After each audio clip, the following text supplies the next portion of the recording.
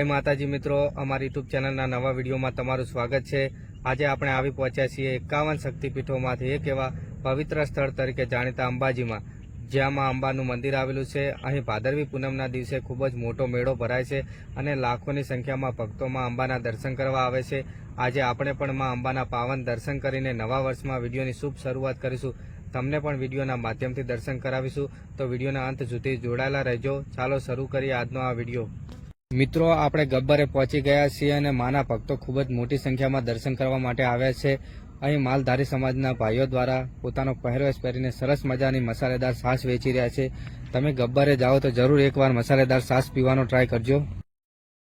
અહીંથી તમે ઉડન ખટોલામાં બેસીને દર્શન કરવા માટે જઈ શકો છો। આપણે પગપાળા જવાનું હોવાથી અહીં જે ગબ્બરનું કાર્યાલય છે ત્યાં સીડીઓ બનાવવામાં આવેલી છે, ત્યાંથી આપણે માં અંબાનું નામ લઈને ધીરે ધીરે સીડીઓ ચડવાની શરૂઆત કરી દીધી છે।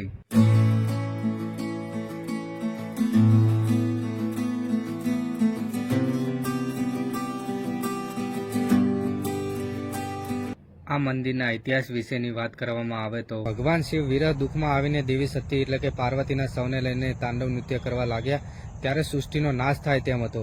તેને અટકાવવા માટે ભગવાન વિષ્ણુએ પોતાના સુદર્શન ચક્રથી દેવી સતી એટલે કે પાર્વતીના સૌના અલગ અલગ ભાગ કર્યા અને જે અંગ જમીન ઉપર પડ્યા ત્યાં શક્તિપીઠની રચના થઈ। તેમાંનું અહીં હૃદય પડ્યું હોવાની માન્યતા છે। મંદિરના ઇતિહાસ જાણ્યા બાદ હવે હું તમને ગબ્બર ઉપર માણસોને લઈને જતા ઉડન ખટોલા બતાવી દઉં, જે તમને અંદાજિત 2 મિનિટમાં ગબ્બર ઉપર પહોંચાડી દેશે।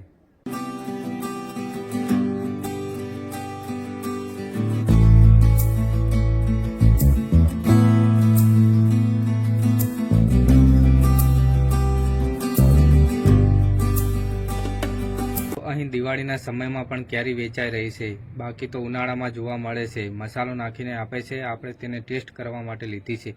મિત્રો, તેનો ટેસ્ટ પણ સરસ મજાનો આવી રહ્યો છે। તમે ગબ્બરે જાઓ તો જરૂર એકવાર ખાવાનો ટ્રાય કરજો।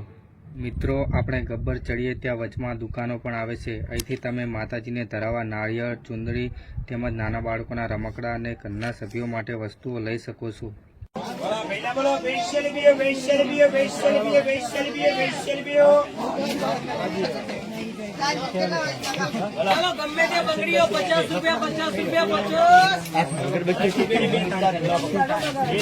આપણે મંદિર નજીક પહોંચવા આવ્યા છીએ અને મંદિરની ધજા લહેરાઈ રહી છે, ત્યાં આપણે દર્શન કરવા માટે જવાનું છે।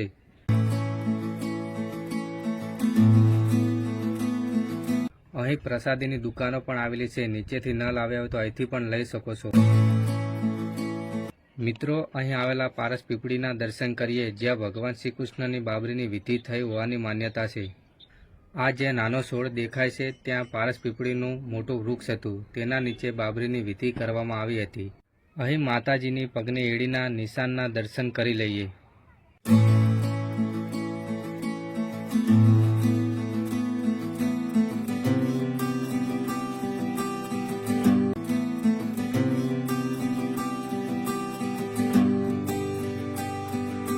મિત્રો, આપણે મંદિરે પહોંચી ગયા છીએ। હવે તમને અખંડ જ્યોતના દર્શન કરાવું। આ છે મંદિરના અંદર ચાલી રહેલી અખંડ જ્યોત, જેના તમે ઘરે બેઠા દર્શન કરી શકો છો। મિત્રો, કમેન્ટમાં જય અંબે જરૂર લખજો। અમારો વિડીયો ગમ્યો હોય તો લાઇક, શેર અને અમારી ચેનલને સબસ્ક્રાઈબ કરવાનું ભૂલતા નહીં।